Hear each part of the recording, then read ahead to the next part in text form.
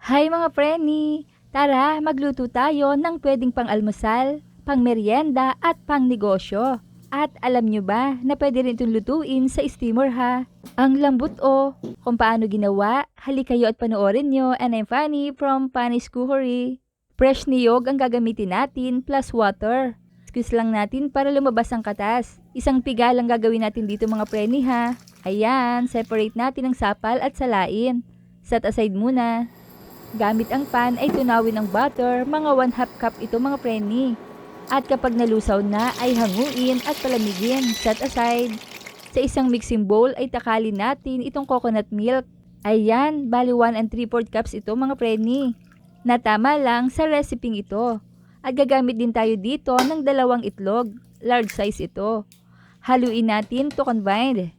Saka natin ilagay ang 1/2 cup melted butter at yung tinunaw natin kanina. Haluin lang natin hanggang sa magsama. Sa another mixing bowl ay maglagay tayo ng 1 cup sugar. Any color ay pwede. 2 tasa ng rice flour. At kalahating tasa ng glutinous rice flour. Magtakal din tayo ng 1½ tablespoon of baking powder. Haluin nating mabuti at ibuhos ang liquid mixture na tinimpla natin.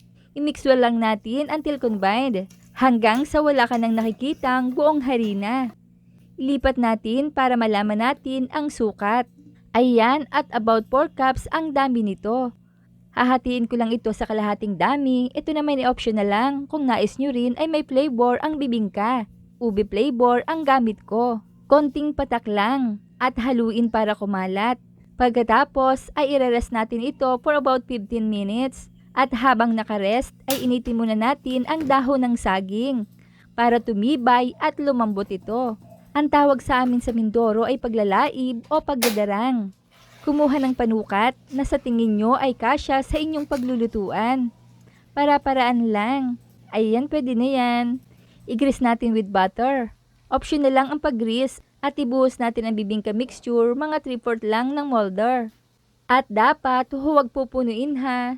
2 baking tray ang nagamit ko. Painitin ang oven.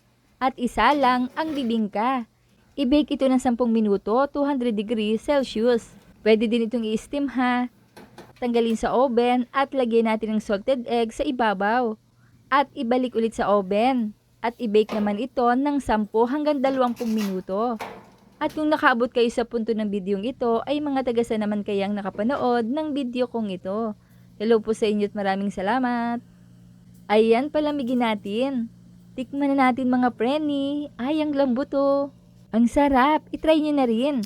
Kaya i-like, i-share at i-follow nyo na ako para updated kayo sa mga reseping ibabahagi ko pa. Huwag kalimutan, cook with love. Thanks for watching. Bye-bye!